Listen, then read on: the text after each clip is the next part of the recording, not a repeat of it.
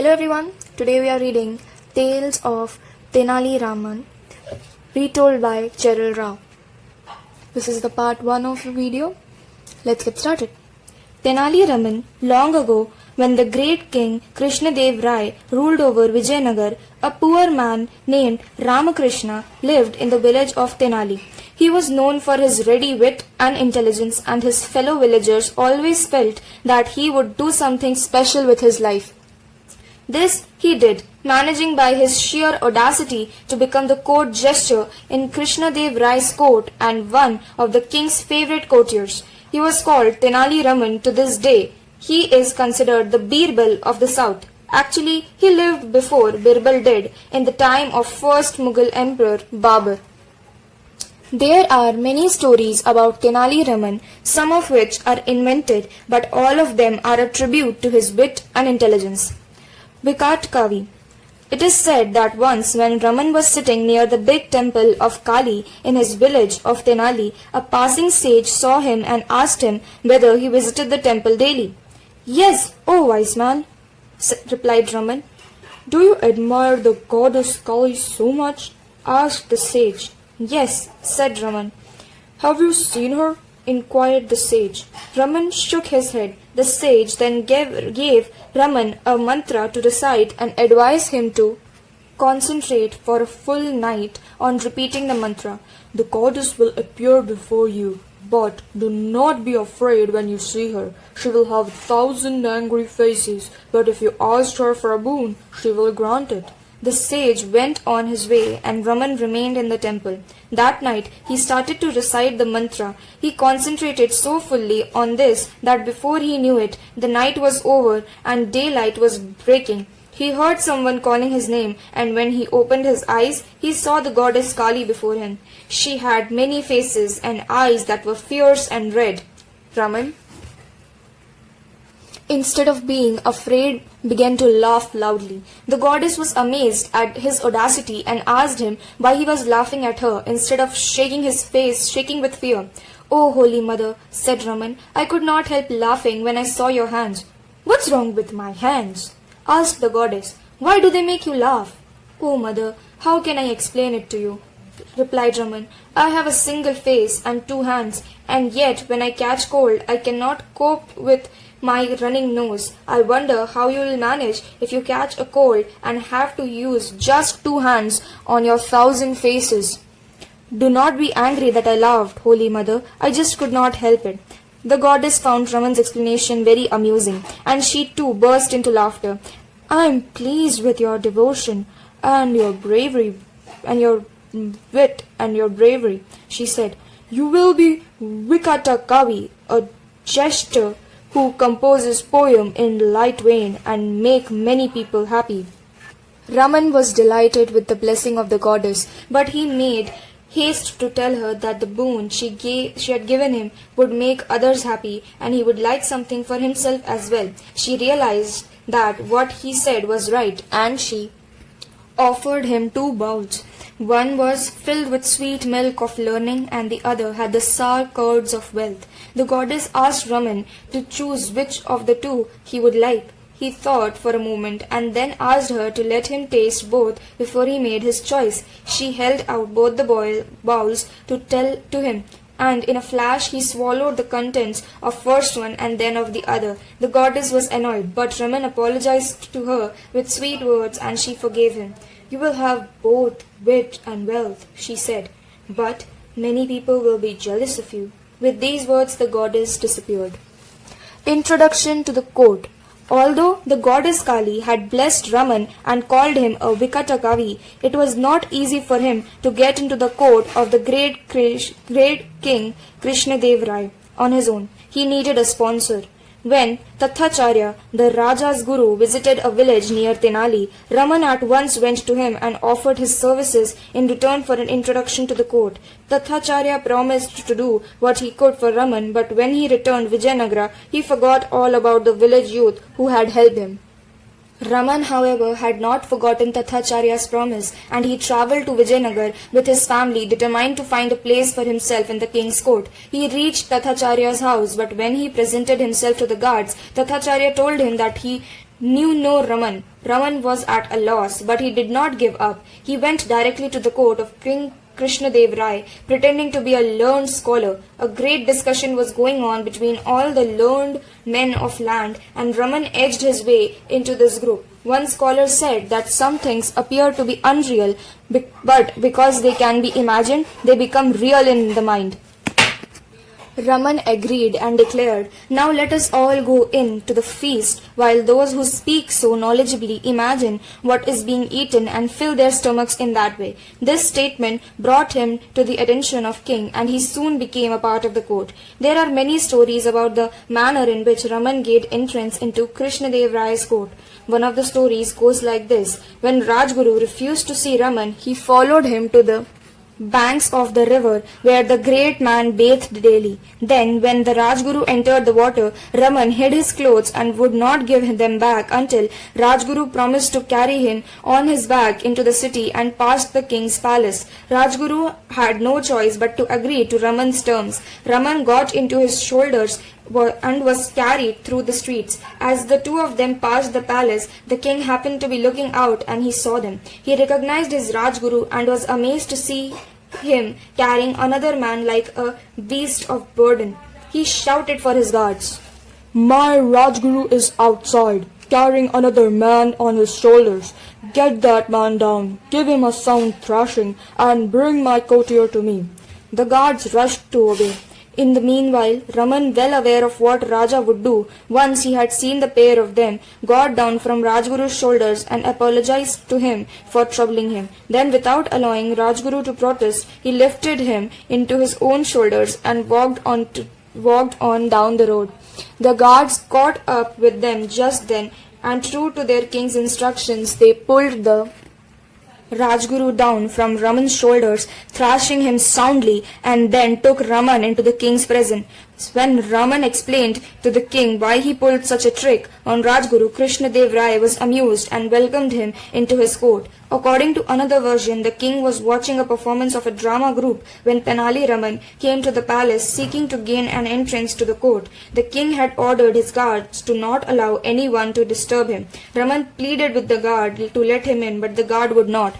"No one shall enter," the guard said. "But the king has promised me a reward," declared Raman. "I must collect that." The guard knew that the king always gave very handsome rewards, and he wanted to get something for himself. So he said, "For half of the reward, you can go in." Raman was thus allowed inside, and he entered in the middle of the performance of the scenes from Lord Krishna's life. The king was angry that the drama had been disrupted, and he shouted to the guards to give Raman 50 lashes with a whip. Raman apologized to the king for arriving in the middle of the Krishna Leela performance, and he accepted the punishment humbly, saying, "Your Majesty, you have every right to punish me, but I beg you to please give your guard at the door 25 lashes, as he allowed me to enter because I promised him half of whatever I got." Krishnadev Rai's anger vanished when he heard Tenali Raman's words. He rewarded Raman and punished the dishonest guard. Tenali Raman and the Thieves. One night when Raman was on his way home, he heard some men whispering in the shadows near his house. He realized that they were thieves, and he hit upon a way to outwit them. He entered his house as he always did and had his dinner. After that, knowing the thieves were listening, he spoke to his wife in a loud voice, "There are many thieves in the city and robberies are increasing. We must be on our guard and hid our valuables. What shall we do?" asked his wife in panic. "Let's put all our jewelry and money into a trunk and hid it at the bottom of the well in our garden. No thief will ever think of looking for our valuables there." He made a sign to his wife to indicate that someone was listening outside, and she understood what he meant. She too played up, exclaiming, "What an idea! Let's do it right away." The two of them quickly filled a trunk with stones. Then they dragged it out to the well and threw it in. For their manner, it was clear, was very heavy, and the thieves were delighted. All they had to do now was to get the trunk out of the well and carry it away. They did not need to go to the trouble of breaking into the house and collecting valuable items from different rooms. After the lights in the house were put out, it seemed that Raman and his family were asleep. The thieves came out of hiding and went towards the well. When they looked inside, they saw that it was deep and the trunk was out of sight below water. "Let us drain out the water first," suggested one of the thieves. "Then we can lift out the trunk easily." The other thieves thought this a good idea, and they started to draw out water from the well and let it flow into the channel beside. This channel led to the banana plants and the beds of vegetables planted by Raman. So without realizing it, the thieves were watering Raman's plants. They continued this work for many hours until they were exhausted. They sat down to rest, but their leader warned them to carry on. It'll be daylight soon. We have to get that trunk out of the well and get away from here before that. Raman was awake and watching the thieves as they gave his thirsty plants all the water they needed for the week. He called out to them, "You can stop now, my friends. My plants have more than enough water. Thank you indeed." The robbers were startled by the sound of Raman's voice, and they dropped the buckets and ran away. Later, when Raman told Krishnadev Rai what had happened in his house, the king was very amused by the way in which Raman had outwitted the thieves and made them work for him. The face that was not there. Once the king was annoyed with Raman about something and shouted, "Don't show me your face here again! Get out of here!" Raman bowed his head meekly and left the palace while the other courtiers laughed to themselves at his discomfort. The next day when the durbar was in progress, a strange character appeared in the doorway of the court. He was wearing durbar clothes, but his head was covered with an earthen pot. There were 2 holes in the pot for the person to see his way about. Who are you? Why have you come here? Why are you dressed in this peculiar way? Asked the king. "I am your court jester, your majesty," replied the character. "Tenali Raman, is that you?" exclaimed the king. "How dare you come into the court when I ordered you not to show me your face again?" "Lord, I'm following your orders," Raman replied. "That is why I have to come to court with my face covered." The king's anger melted, and he was soon laughing heartily at Tenali Raman's antics with the pot on his head. He hugged Raman and presented him with a gold necklace. Jumbo beggars. On one occasion, Krishnadev Rai presented Tenali Raman with 5 elephants. Now, Raman could not afford to maintain these elephants, but at the same time, he could not refuse a gift from the king. When he brought the elephants home, his wife was dismayed. "Oh dear," she exclaimed, "of what use are these elephants to us? We have no place to tie them, and we cannot feed them. It would have been better if the king had presented you with 5 cows instead of 5 elephants. Can't you return them and ask for 5 cows in their place?"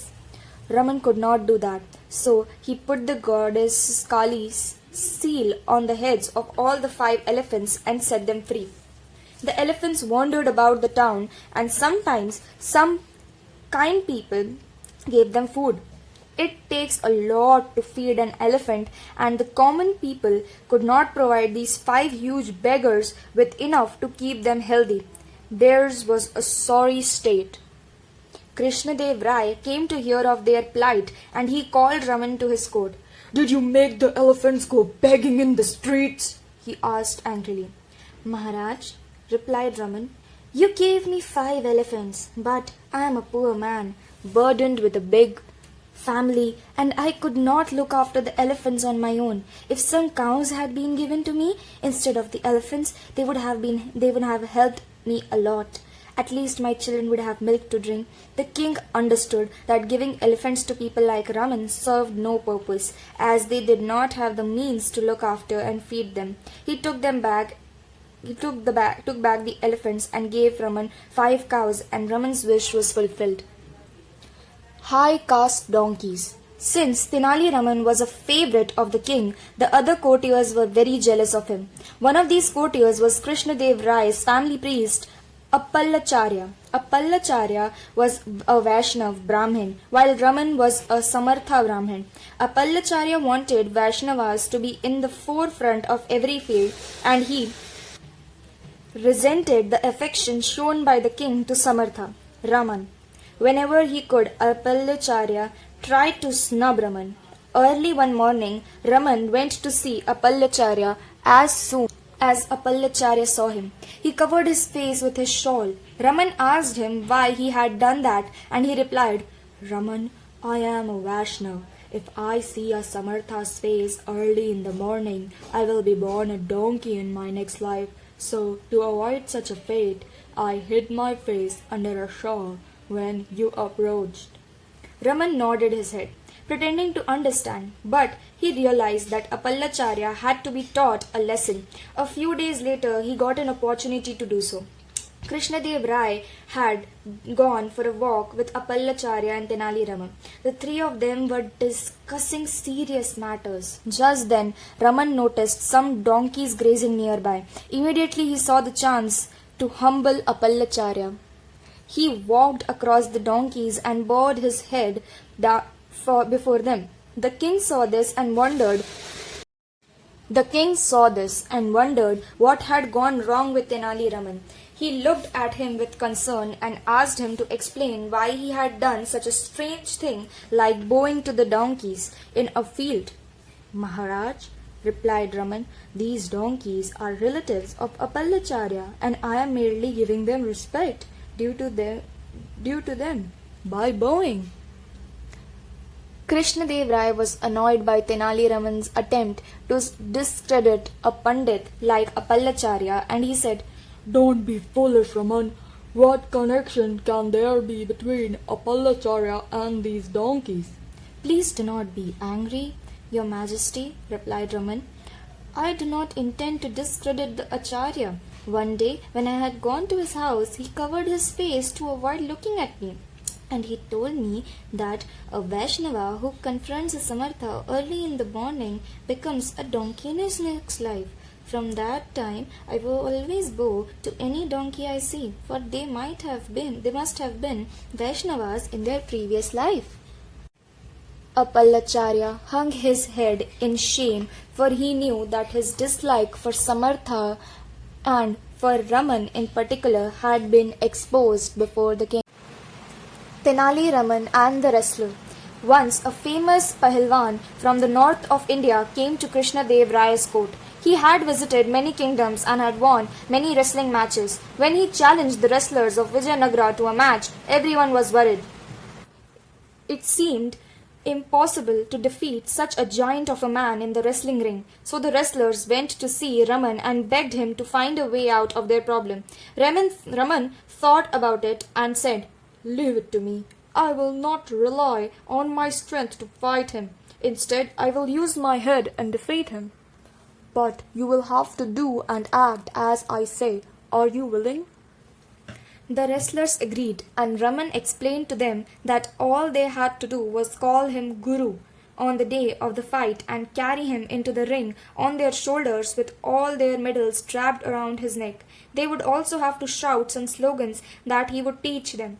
Soon the day of the match arrived. The visiting champion asked who was going to fight him, and he was told that the bravest wrestler on earth had taken up his challenge. The arena was crowded. Everyone in town wanted to see the fight. The king took his seat, and then the huge northern champion, wearing all the medals he had won in other fights, came into the ring. He was so big that the spectators were afraid that his opponent would be killed in the match. Then, with a great deal of noise and fanfare, Tenali Raman arrived, riding on the shoulders of the court wrestlers. A group of people followed him, shouting, "Man Mukh Maharaj ki Jai! Mishe Man Maharaj ki Jai!" The northern wrestler could not understand what these slogans meant, and he thought a great fighter had come to fight him.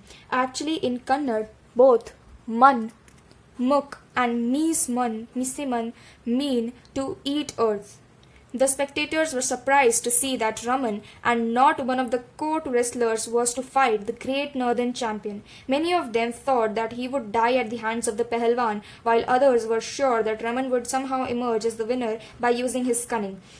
Krishnadev Raya gave the signal for the wrestling match to start. Tenali Raman said to the champion, "O great wrestler, before you start this match, I will show you some gestures that belong to the science of wrestling. You have to explain the meaning of the gestures. If you do, I will fight you. But if you fail to explain the gestures, you will have to accept the fact that you do not know the art of wrestling. Do you agree to the condition?" The champion, who was very proud of his knowledge of wrestling, agreed to Raman's proposal. Raman then put on his right foot forward and touched the chest of the champion with the right hand. With his left hand he touched his own chest. Then he placed his right hand on his left and pressed it.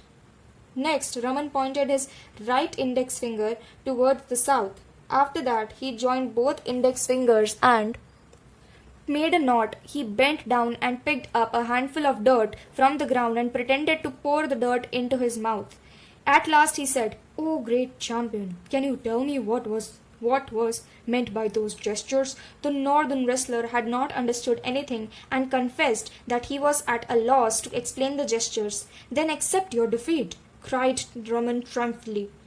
"You may be a great wrestler in your own province, but here in our kingdom you have to know the codes before wrestling." The champion had no choice but to accept defeat and leave town. The court wrestlers were overjoyed and the king was pleased. The next day, Krishnadev Raya called Tenali Raman to his palace and asked him what was the gesture he had used had meant, because he had not understood them. Raman smiled and said, "Your Majesty, all I did was indicate that my opponent was very strong and powerful like my right hand, while I was weak like my left hand. If he fought with me, I would be crushed like a nut. I also indicated that my wife was among the spectators, and if he broke my neck, she would have to eat dirt before her group of friends." The king burst out laughing in appreciation of Raman's clever solution to a difficult problem. A lesson in humility. There's a story which tells us how Tenali Raman gave Krishna Dev Rai a lesson in humility. Krishna Dev Rai is said to have asked Raman, "Don't you think there's nobody as great as I am, a brave warrior, emperor of this prosperous empire, lover of art and literature, and a popular and just king?" Raman thought for a while and then replied, "Your Majesty, how can one say for sure?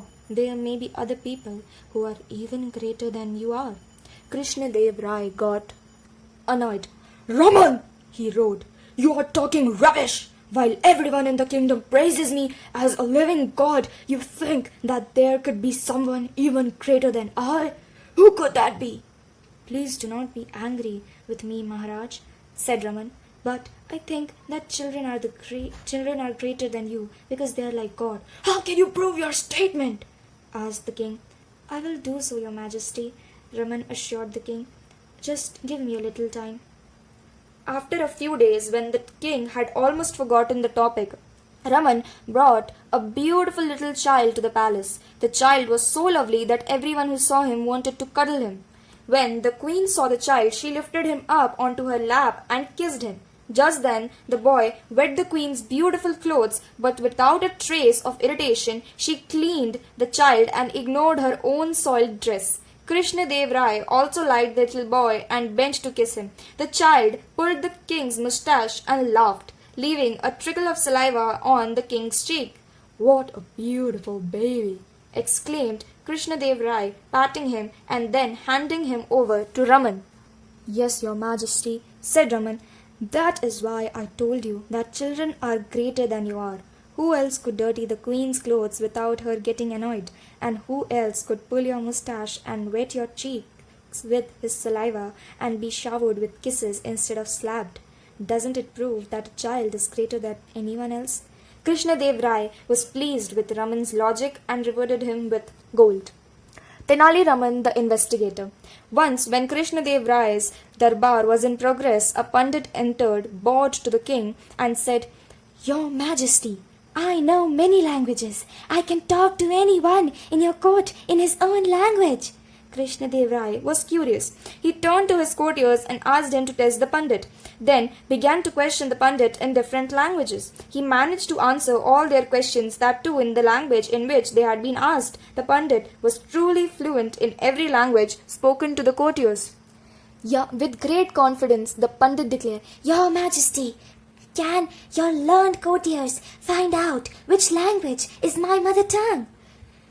Krishnadev Rai asked his courtiers to go ahead and try to find out the Pandit's mother tongue. They talked to him in every language they knew, but he replied so fluently that none could guess which was his mother tongue. Finally, Raman stood up and said, Maharaj, this man is really a very learned scholar, but if you give me a day's time, I will find out which language is his mother tongue. Krishnadev Rai and the Pandit agreed to this proposal, and the Pandit was taken into the palace to rest. After a rich meal, he fell asleep. Around the midnight, Raman decided to pay a visit to the Pandit. Quietly, he walked up to where he lay and poked him in his stomach with a thorny twig that he had picked up on his way to the palace. The Pandit woke up and shouted, Who is it? In Telugu. At once, Raman knew that Telugu was Pandit's mother tongue, and he told the Pandit what he had guessed. The next day, the Pandit appeared before the king and explained the clever way in which Raman had come to know which language was his mother tongue. Krishnadev Rai was pleased that Tenali Raman had once again proved his intelligence. Tenali Raman and the rare manuscript. Once, a famous Pandit from Varanasi visited the court of Krishnadev Raya and invited Vijayanagar scholars to debate with him on any branch of knowledge of their choice. Krishnadev Raya was happy that such a great Pandit had visited his kingdom, but he was worried because none of his own scholars were confident of facing the challenge. As always, Tenali Raman came to the rescue, saying that he would face the great Pandit and a date was fixed for the debate. On the appointed date, the court was crowded. The king was seated and the Pandit was given an appropriate seat. Raman entered confidently carrying a big package with him. The packet was wrapped in silk cloth and it appeared to be a bundle of books and manuscripts. Raman bowed to the king and to the Pandit. He placed the package between himself and the Pandit and indicated that he was ready to begin. Krishnadev Rai ordered, Let the debate begin. The great Pandit asked which work Raman had chosen to debate upon, and Raman said, Let's start with a simple book. I expect that you're familiar with Tilakashta Mahisha Bandhana. The Pandit was at loss. He had never heard of such a book, and he said that he had not come across it. Raman pretended to be amazed. Why? Every cowherd in our kingdom is familiar with this work, he exclaimed. The Pandit conceded defeat and left the court. Convinced that the scholars of Vijayanagar were way above the level of his learning. When he had gone, the king asked Raman what trick he had used on the poor Pandit. What this Tilakashta Mahisha Bandhana? He asked. We have not heard anything about such a book. Raman replied, Your Majesty, there is no book of that name. Tilakashta means dried till sticks. Mahisha Bandhana is the rope used to tie buffaloes. That is why I told Pandit that every cowherd in Vijayanagar knows of this work. I confused him, that is all. He opened the silk-covered package he had brought to the court and showed the king a number of sticks tied together in bundles. Krishnadev Rai and his courtiers roared with laughter at Raman's cunning, and Raman was richly rewarded. Okay everyone, that's it for the part 1 of Tales of Tenali Raman, retold by Cheryl Rao. Thank you so much for watching. Make sure to like, share and subscribe to the channel, and we'll meet in the part 2. Bye.